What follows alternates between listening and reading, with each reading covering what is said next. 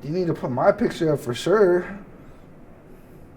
There's no other chief in the campus. My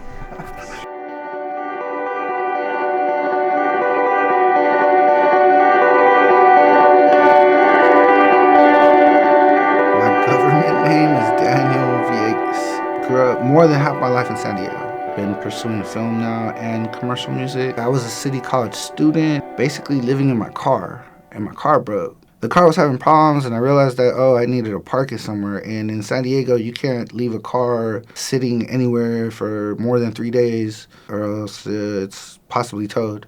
The car broke. I couldn't drive it. Didn't have the money to fix it. It's hard to be in a car. I began to know the people next to me, and they were intense, and they could stand up. Somehow, like, I just got a tent and put it next to my car. At some point, I had to get rid of the car because I couldn't pay the insurance. The registration had expired. Well, the city would come and clear the block once a week, and so that day I would miss school. I would have to break down everything and move it across the street after they came through with the trash truck and threw everybody's stuff away that wasn't there. And I would move back. Somehow I found friends, and well, people would watch my stuff while I was at school. I was very lucky. These people, they don't leave the trap. They're always stuck in the trap. And the levels of inequality, or the class system in America, is just on an unprecedented scale of inequality. The trap to me is the lowest levels. The trap would be the bottoms. All around where they built the new ballpark, I would see it. I call it the trap. It would bother me that they would come by and clean, as they say. The trash truck would get close, and some people didn't move, especially elderly people and women and drug addicts too. They have problems in mental health, and I could see it.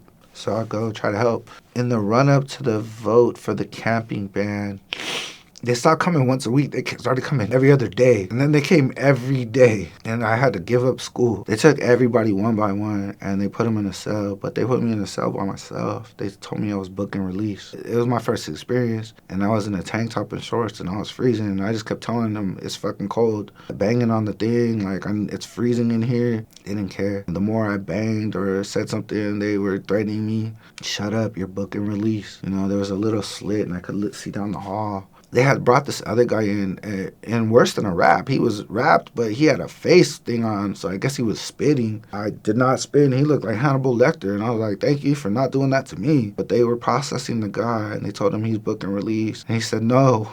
He said, I want to go upstairs. That shit scared the fuck out of me. He felt more comfortable upstairs in jail than on the street or free. I don't ever want to be there. I told the board of trustees I've been racially profiled on campus and off. And yeah, I never call the police for help. The police might kill me. I'm from Southeast San Diego. When I was 13, my mom moved us there, and my sister's childhood boyfriend was Alfred Olongo. His sister called the police for help, saying her brother was going through it because someone's passed away, and he's unarmed. And they came and murdered him. I'm from Southeast San Diego, and the police, their presence is heavy. They always want to stop you and talk to you. From the age of 13 on, I don't remember. It's another trap, but it's just not even the lowest level of it. We're in neighborhoods and homes, but they circle the block as well, just like they do downtown on 17th. Yeah, there's some drug addicts and some drug dealers or bad people, for sure. There's a lot of elderly and just people who need help. The bottoms. Third world America, let me share with ya. Hustling concrete jungle characters. My folks that's fly. And fly a sign. Poverty is the worst form of violence by design.